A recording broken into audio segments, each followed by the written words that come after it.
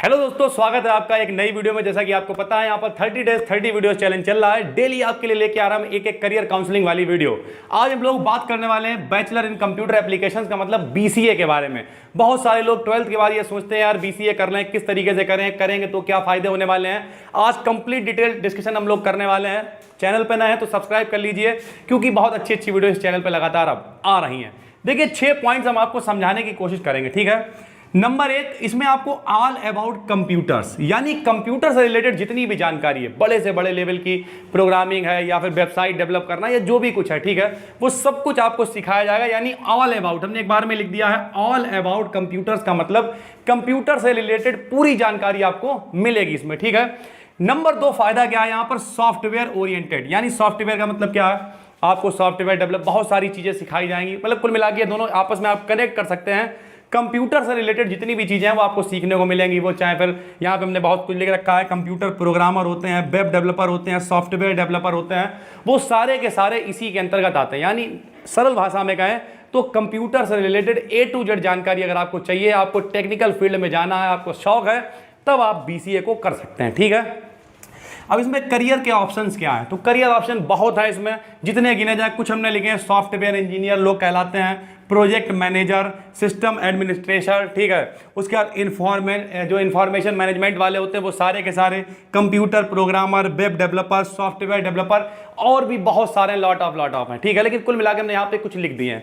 सबसे अच्छी बात इसमें जो रिक्रूटमेंट है वो कहाँ पे मिलेंगे आपको, बहुत बड़ी बड़ी कंपनियां हैं। देखिए कुछ लोगों के दिमाग में चलता है यार बीसीए करके हम सिर्फ प्राइवेट जॉब कर सकते हैं, ऐसा बिल्कुल नहीं है। इंडियन आर्मी हो गया, नेवी हो गया, ये सब क्या भैया, हर आदमी आजकल टेक्नोलॉजी से कनेक्टेड है। बड़ी बड़ी कंपनियां हैं, आपने नाम सुना होगा गूगल, ठीक है। हर आदमी का सपना होता, बोले अरे यार गूगल में जाने का मेरा सपना है। गूगल हो गया, माइक्रोसॉफ्ट हो गया, ठीक है, बहुत सारी कंपनियां हैं बड़ी बड़ी, ठीक है।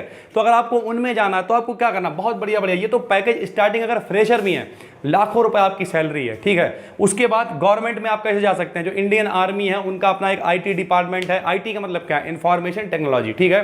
तो उनका अपना एक आईटी डिपार्टमेंट, इतना उसे कौन संभालेगा, खुद थोड़ा ना कोई संभाल लेगा। तो गवर्नमेंट सेक्टर में भी लोग अपॉइंट कर लिए जाते हैं, ठीक है।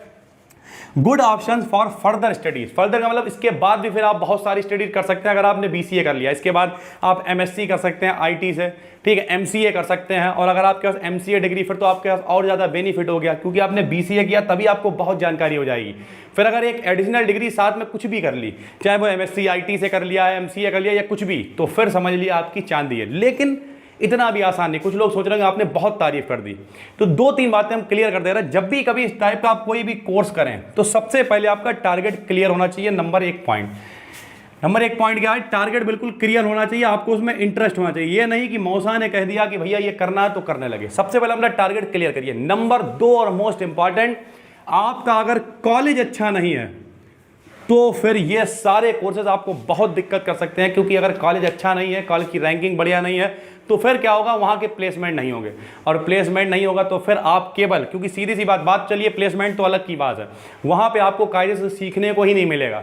केवल क्या होगा, आपके पास डिग्री आ जाएगी, और केवल डिग्री से कुछ नहीं होना है। क्योंकि सोच के देखिए, मान लिया गूगल है, उसे अपनी टेक्नोलॉजी अच्छी करनी है, वो आपको रखना चाह रहा है, लेकिन आपको आता ही नहीं, आप तो सिर्फ डिग्री लेके घूम रहे हैं, तो क्या होगा, तो फिर आपको नौकरी मिलना मुश्किल हो जाएगी। फिर आप कहीं अंडर में किसी के छोटा मोटा काम करेंगे और फिर आप कहेंगे कि यार हम तो बीसीए करके फंस गए, ठीक है। बहुत सारे लोग ऐसे लोग एग्जाम्पल देते हैं, वो बीसीए किए हुए हैं, ये कर रहे हैं, या मान लीजिए, समझ रहे हैं आप, तो उसका मतलब क्या, आपके पास नॉलेज नहीं है, आपने किसी कम रैंकिंग वाले बेकार टाइप के कॉलेज से, जहाँ पर नाम नहीं लेंगे हम किसी का, वहाँ से आपने कर लिया।